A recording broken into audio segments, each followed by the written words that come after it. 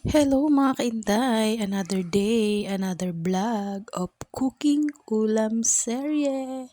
Ayan mga kainday, magluluto tayo ng gulay. Gulay ulit. At magalang na gulay ang ating lulutuin. Yan po ay ang upo. Charot. Yan, magigisa lang tayo dyan ng upo. Magigisa tayo ng bawang sibuyas. At sasawgan natin yan ng giniling. Yan.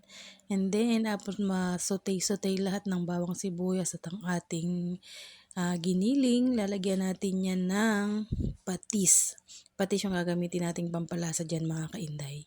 Ayan, after na lalagyan natin yung patis, isusote ulit natin yan. At ilalagay na natin dyan yung ating main dish, charot. Ilalagay na natin dyan yung ating hiniwa-hiwang gulay kanina. Hiniwa-hiwang magalang na gulay. Yan na yung upo. Yan. So yummy na rin yan mga guys. Busolob na tayo dyan sa gulay na yan. Kaya gulay-gulay muna tayo para hindi tayo ma-high blood. Charot. Yan ang ating ulam. Ginisang upo. Yan. Si guys, nagluluto rin ba kayo ng ganyan? Nag-uulam din po ba kayo ng ganyan na ginisa? At sinasahugan lang natin ng giniling. Yan, simpleng pananghalian natin yan for today. Ang ginisang upo. Yan, busog na tayo dyan mga kainday, di ba?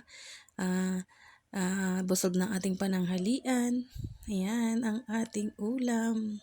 Ginisang upo.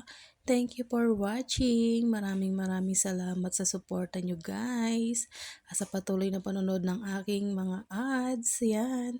Thank you so much po. God bless po sa inyong lahat. Yan na po ang ating pananghalian. Yan, kain po tayo. Yan ang ating ulam. Bye-bye.